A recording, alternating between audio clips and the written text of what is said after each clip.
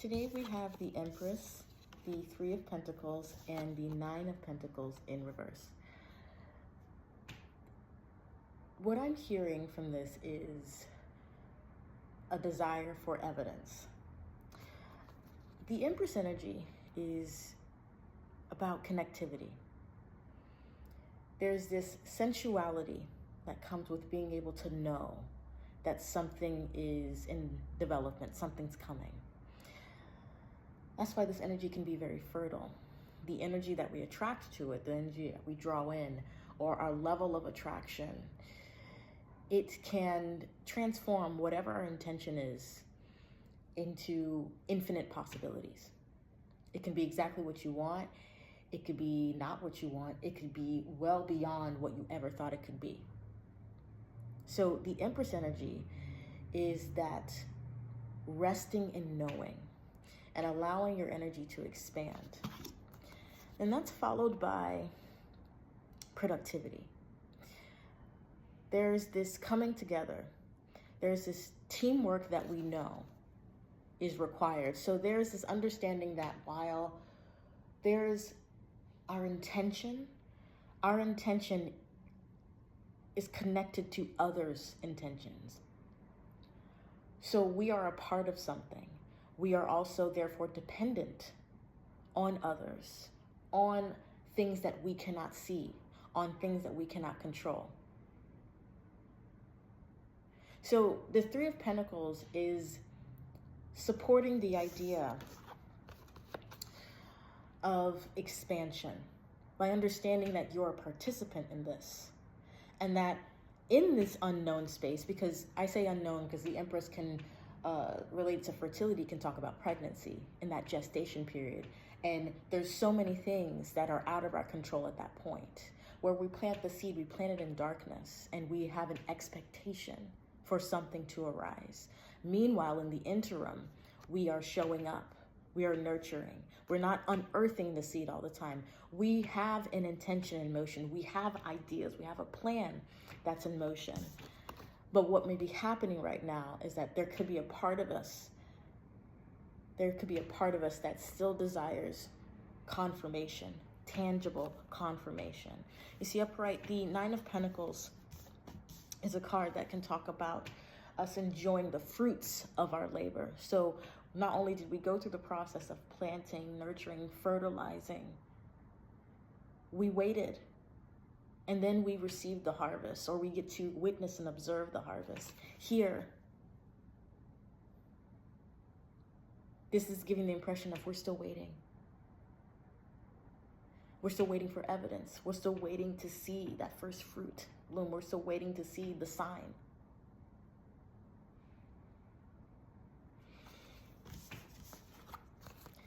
It's okay. Acknowledge that part of you. Go as far as to ask yourself, who is the one waiting for evidence right now? Because if I know that I've set things in motion,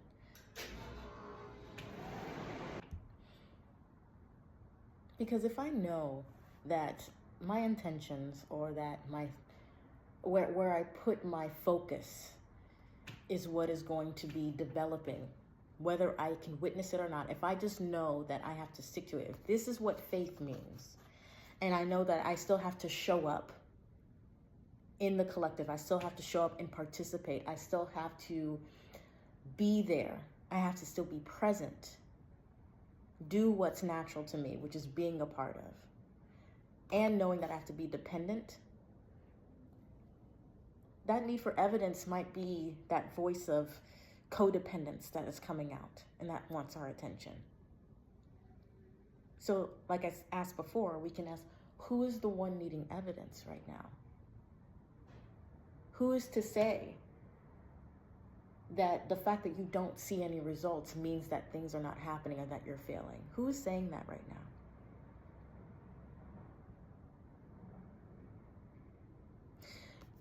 The Empress reminding us of the space of the unknown can also talk about being in that state of receiving, that we may also call the state of presence. And to receive could mean to just be the observer of what's going on. And that includes what we may be reacting to or panicking about. Because to be present, it really does require curiosity. Because in the unknown, that's where there are answers, right? And if you already know something, you're not going to be looking to ask questions about it. But if you are wondering why something is still going on, well, it makes sense for our mind to be able to channel our focus towards a subject to ask that question. So what we can be doing now, if there's still a part of us that desires evidence, is allowing ourselves to commune more, connect more to the unknown. This could be going into spaces that talk more about what it's like to allow yourself to decompress and neutralize the different questions that you can ask yourself, so that you are not feeling so dependent on the external to validate your experience, to validate how you want to feel, how to validate whether or not your existence is enough. So if we're going into the unknown, again, in the unknown space, we don't know what's going on. That also includes us not being able to assign certain meanings or even definitions to whatever is coming up as we go into the unknown, as we explore. Because that's the thing about us being taught to fear the unknown.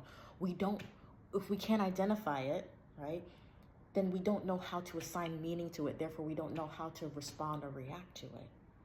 But why do we always have to respond or react to something? Who is saying that we always have to do that? Who is saying that we have to be fearful of what we cannot define? Therefore, what we can't see. Or I should say, even for the Three of Pentacles here, what we cannot immediately interact with. So if you were to be in the unknown, that is being in the space of not having to assign meaning, not having to have a story, not having to react to things. And when you don't need to react to things, then you also don't need to have evidence that things are not happening. So this could be talking about us deepening our experience into the present moment, us deepening our knowing of what it means to be here now.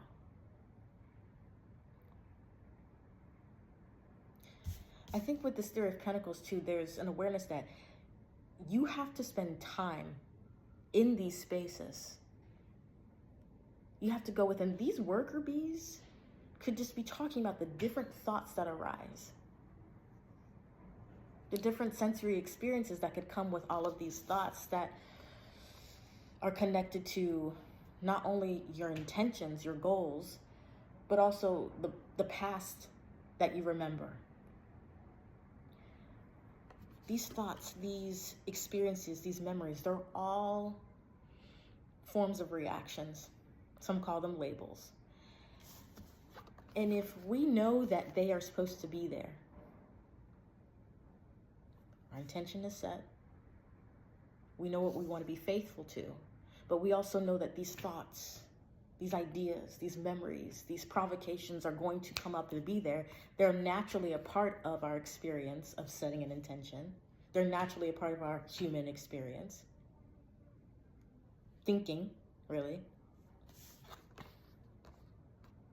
Then when we're present, like I said, if the intention is not to react to things that are not in alignment with what we are faithful to, then we don't really need to be looking for evidence that things are happening all the time. I mean, let's consider this. There's people in your life right now that you know are working, that you know live at a certain address, that you know are becoming a certain age, that you know still exist, but they're not right in front of you. You don't need evidence all the time to know that they are alive. Hopefully not. Right? But there's this knowing that they're there. There's this knowing that they still exist. That is the point here when it comes to us remaining faithful to the unseen, the things that have not materialized in our physical plane just yet. You can still trust that much when it comes to, being the person, or getting to the state of being the person who is not worried about anything. Because when we're worried about something, there's a part of us that doesn't believe it's going to happen, or that it's going to unfold in a way that's favorable to us. But it is possible to be the person who is comfortable in your faith, as in where you want to go. You're comfortable in where you want to be. You're comfortable in what it is that you're receiving right now, what you're observing. You're allowing yourself to be a part of it. You're not allowing yourself to attach too much to these stories, reactions, these memories, these labels, these definitions.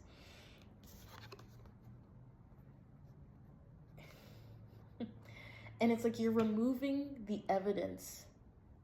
For some of you, you're actively removing the evidence of a problem in your environment. So with the Nine of Pentacles also talking about like a garden that we're enjoying, some of you are still going through and allowing yourself to, pick out the weeds. Some of you are just observing them that are there. Others of you are ready to pick them out. But what we're doing is we're saying okay, well, this garden is still in development. And I'm okay with that. I can be okay with that. In fact, instead of putting the work in, which some of you, this is talking about maybe physical discomfort. Maybe you feel like you've been forced to slow down, or you've been forced to not be able to go somewhere or to be able to do something just yet. Some of you are in a place to where you are understanding that taking a step back and observing is all you need to do for now. And I say that because actually what supports this is with the Three of Pentacles being of connection and organization, some of you may realize that this period of stepping back it's because it's time for you to ask for help, to ask for assistance. And like I said at the beginning, if you want to be present, we got to get curious. We got to start asking questions.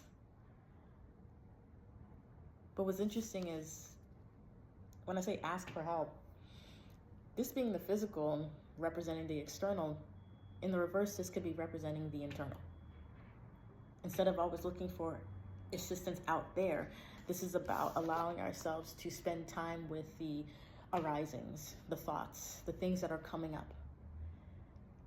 And then asking ourselves, being with ourselves, asking ourselves questions about the experiences that are coming up. Asking who is the one experiencing this? Who is the one thinking about this? Who is the one observing this? This is deeply internal work. Very, very internal. And the best way to practice being present is to interact with the external by way of observation. Okay, by way of observation. And it can be really uncomfortable sometimes what you see, but observe that. Observe it. And then ask yourself a question.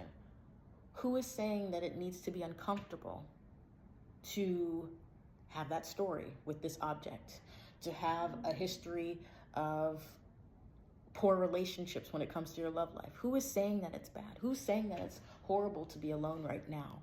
Right now, who is asking that question? Who's saying that? The more you start to investigate, that's part of the expansive energy that the Empress is embodying when it comes to being in that darkened, that unknown, that place where we feel like we're blind. That growth, that fertility, that eventual birth that is experienced. We're still in that gestation period.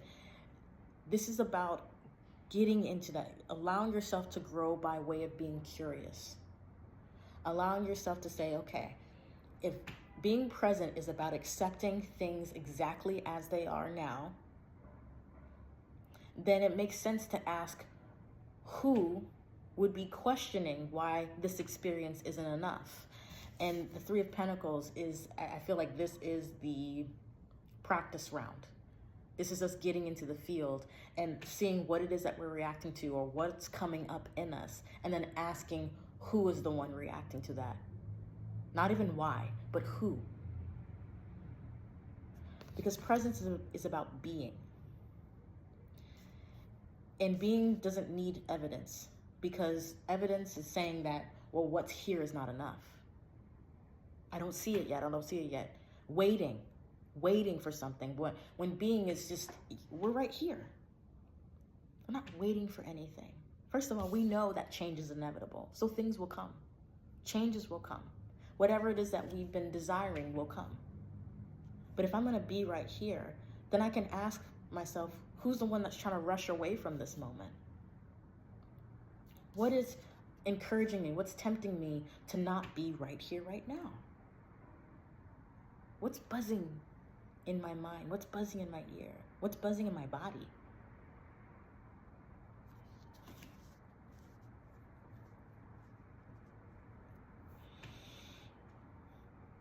A lot of you are going to discover this is actually very easy to do. It's very easy to pull yourself back by way of questions. And then you're going to, I feel, understand why so many different spaces and events and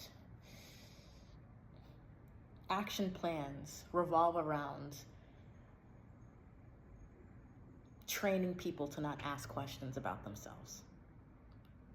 You'll understand more the power behind influencing others to just think a certain way instead of wondering. You'll understand more of why, when it came to what you desired and what you wanted, it may have always felt like you were taking action or asking questions on behalf of somebody else, or always including the needs and desires of someone else when it came to your own wants. You're going to understand more of how your own mind works, for sure. Definitely by way of allowing the physical experience to change for you.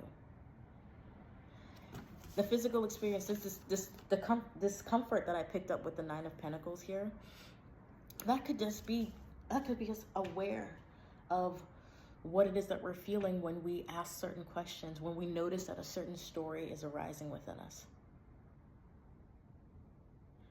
You can go as far as to ask them, who is saying that you have to feel uncomfortable with the story?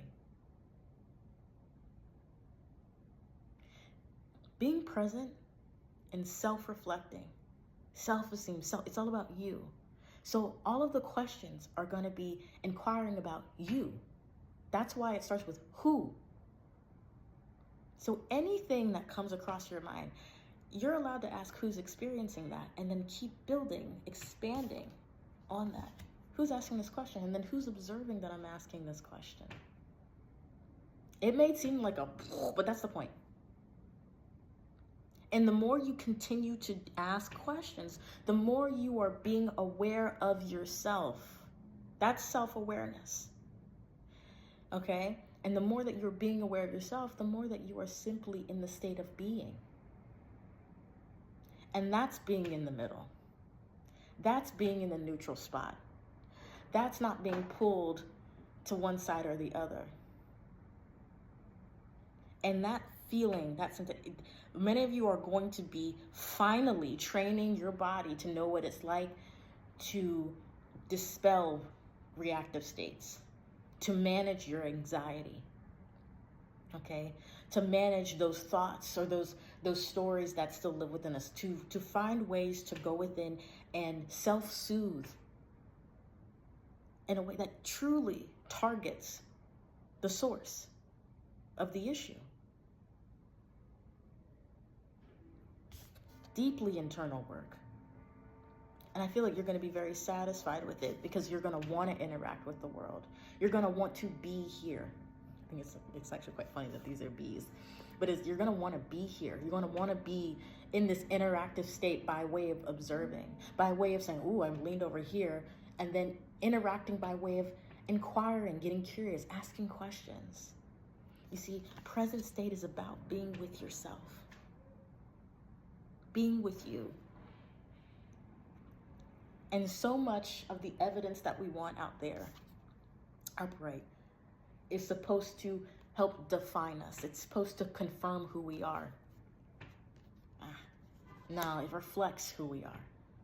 So if we're not afraid to witness who we are, then we're not afraid to be with ourselves. We're not afraid to be present. And when you get out of the way, let all that mental chatter just be what it is, and then you get out of the way, this naturally has to do this. Because it's going to reflect how you get out of your way. Because you're not going to be caring about the same things. You're not going to be having the same response or reaction to the same objects, the same content, the same relationships, the same external environment. This is about being with you. This is about changing the experience that you're having with you, because as humans, we are here to experience. We're here to feel. We're here to embody. And we're here to create. We know what it's like to create from a space of not being enough. But when we get present, when we ask, who is doing all this? That inquiring about yourself is you being interested in you. Guess who also has to be interested in you? The rest of the world. The people that you want interested in you have to also be interested in you, because you are in the practice of wanting to learn more about yourself, wanting to be with you, wanting to inquire, wanting to get to know you better. So the world is going to also want to get to know you better. This is what it means to prioritize yourself. Presence. This is what it means to be the number one in your life. That's what it means to show up for yourself. Self-inquire. Who is the one experiencing right now? Who is the one experiencing?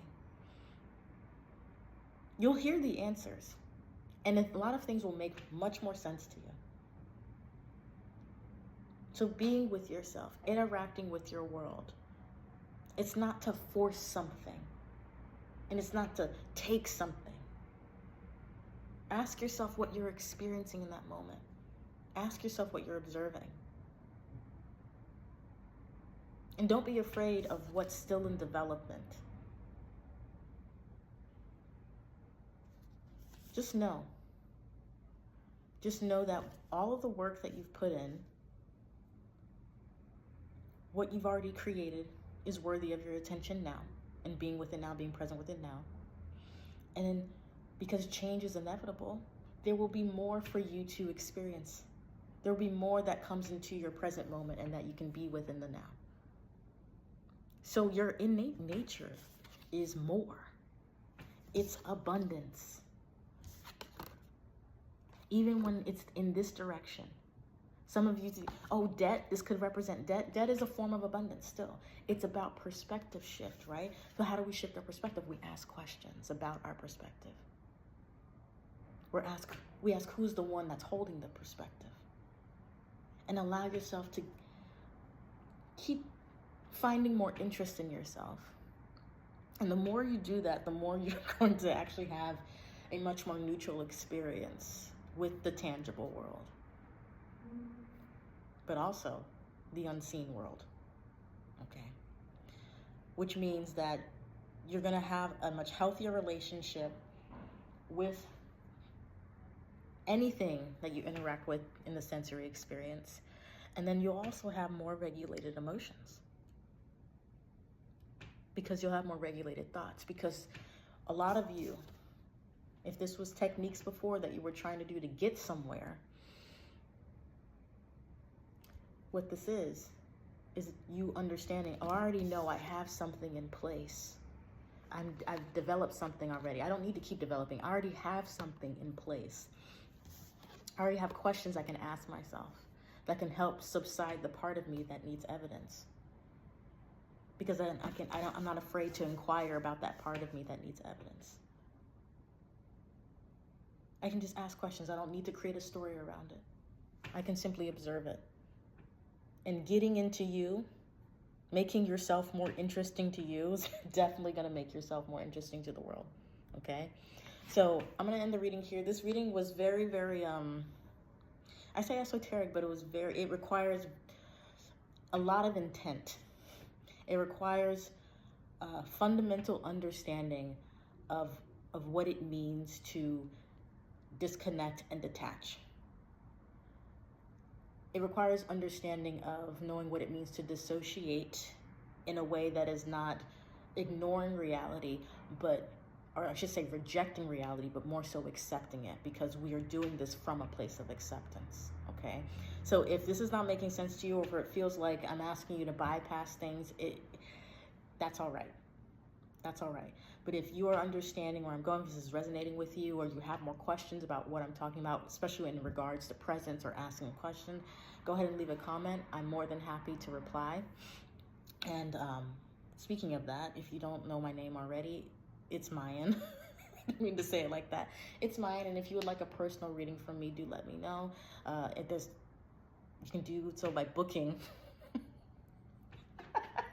In the description, you can book in the description. I don't even know where I'm pointing right now, but you can book in the description if you would like a personal reading. And as always, please do your best to keep the faith. I believe in you. I know that you are capable of being here right now, and you can trust yourself. You can trust that you have your own back, and that the experiences that you desire already exist for you to have, and that it's all right for you to get out of the way. You can be faithful to knowing that you will experience it, and that you do not need evidence all the time to know that it's happening for you, okay? So, with that being said, thank you very much. I love you very much, and I'll see you next time.